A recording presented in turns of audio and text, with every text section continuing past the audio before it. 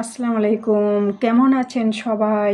আলহামদুলিল্লাহ আমি ভালো আছি। আমি আজকে মাছের ডিমের বড়া করেছি। দেখুন দেখতে কতটা সুন্দর লাগছে। মাশাআল্লাহ, এইভাবে করে খেতে কিন্তু ভীষণই ভালো হয়। আপনারা হয়তো ভাবছেন মাছের ডিমের বড়া এ আবার কি? না না, সিক্রেট টিপস আছে। আপনারা ভালো করে মনোযোগ সহকারে ভিডিওটা দেখুন, তাহলেই বুঝতে পারবেন। এই যে দেখুন, ভিতরটাও আমি একটু ভেঙে দেখিয়ে দিয়েছি, কতটা সুন্দর হয়েছে। আর আমি কিন্তু এখানে কোনো চালের গুঁড়ো বা বেসন কোনো কিছুই ব্যবহার করিনি। এখানে যদি আপনারা এইভাবে মাছের ডিমের বড়াগুলো আমার মতো করে এইভাবে করেন আর করে যদি ফ্রিজে রেখে দেন, তো আগের দিন যেভাবে রাখবেন পরের দিনও সেম ওভাবেই আপনারা বড়াগুলো পাবেন।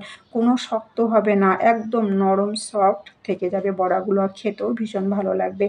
চলুন তাহলে দেখে নিই এই মাছের ডিমের বড়াগুলো আমি কিভাবে করেছি। এই যে দেখছেন, আমি এটাকে প্রথমে চেলে নিয়েছি। আর এই মোটা দানাগুলো আমি কিন্তু মাছের ডিমের মধ্যে দেইনি, আমি শুধু চেলে নিয়েছি। যে গুঁড়িটা হয়েছে, এই যে এই গুঁড়িটা, এটা আমি মাছের ডিমের মধ্যে ব্যবহার করেছি। আর এটাকে আমি চেলে নিয়ে এক সাইডে এখন রেখে দিয়েছি। তারপর এখানে আমি একটা বাটি নিয়েছি, আর আমি আগের থেকে মাছের ডিমগুলোকে ভালো করে ধুয়ে পরিষ্কার করে নিয়েছি। এটা আমি রুই মাছের ডিম দিয়ে করেছি, আপনারা যে কোনো মাছের ডিম দিয়ে এই বড়াটা করে নিতে পারবেন। তারপর এখানে আমি একটা মিডিয়াম সাইজের পেঁয়াজকে কুচি করে রেখেছি, আর সেই পেঁয়াজটা আমি এইভাবে একটু চটকে দিয়েছি। আর এখানে আমি দুটো কাঁচা লঙ্কা নিয়েছি, আপনারা বাড়িয়ে বা কমিয়ে নিতে পারবেন, কোনো অসুবিধা হবে না। যে ঝালটা যে যার স্বাদ মতো দেবেন। তারপর এখানে আমি সামান্য একটু আদা বাটা দিয়েছি, আর একটুখানি রসুন বাটা দিয়েছি। আর এখানে লবণটা আমি দিয়েছি, কিন্তু লবণ আমি কম ব্যবহার করেছি, যেহেতু পরে আবার লবণটা ব্যবহার হয়েছে তাই। আর এখানে হলুদ গুঁড়ো দিয়েছি, আর লঙ্কার গুঁড়ো দিয়েছি, কিন্তু এটা দেশি লঙ্কার গুঁড়ো, তাই সামান্য একটুখানি আমি লঙ্কার গুঁড়ো দিয়েছি।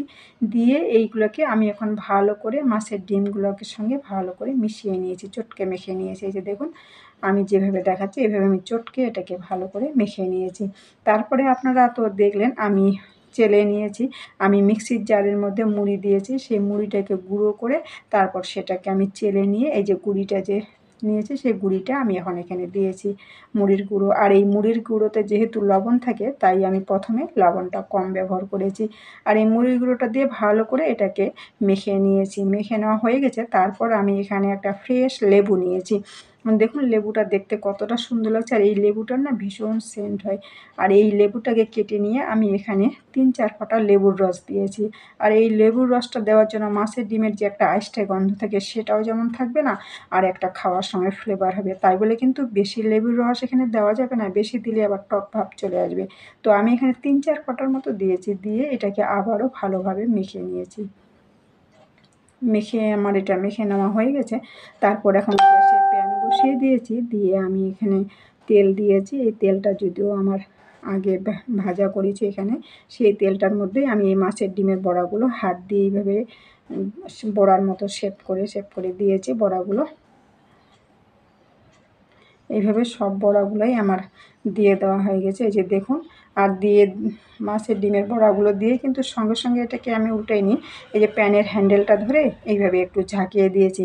আর এই বড়াটা যে আমি ভেজেছি প্রথম থেকে শেষ অবধি একদম লো হিটে রেখেছি, কারণ এটা হাই হিটে দিলে তাড়াতাড়ি কালার চলে আসবে কিন্তু ভেতরে কুক হবে না।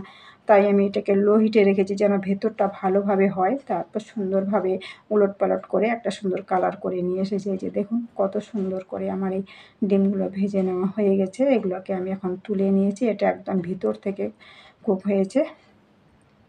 আমি আপনাদেরকে তো আগেও ভেঙে দেখিয়ে দিয়েছি, এই যে আবারও আমি ভেঙে দেখিয়ে দিয়েছি। এই যে দেখুন এটা কত সুন্দর হয়। এটা গরম ভাতে ডালের সাথে, ডাল ভাতের সাথে খেতেও যেমন ভালো লাগে, আবার এমনি মুখেও খাওয়া যায়, এমনিও খেতে ভীষণ ভালো লাগে। আর এটাও যে আমি আগেও বললাম ফ্রিজে রাখলে এর এই বড়াটা কোনোভাবেই শক্ত হবে না, একদম সফট নরম, পরের দিনও থেকে যায়। তো এইভাবে আপনারা একবার করে খেয়ে দেখবেন, বেসন না, চালের গুঁড়ো না, এইভাবে মুড়ির গুঁড়ো দিয়ে আপনারা একবার এই বড়াটা করে খেয়ে দেখবেন, ভীষণ ভালো লাগবে। আপনারা সবাই ভালো থাকবেন, সুস্থ থাকবেন। আপনাদের সবার জন্য অনেক অনেক দোয়া রইল, আর আমাদের জন্যও আপনারা দোয়া রাখবেন।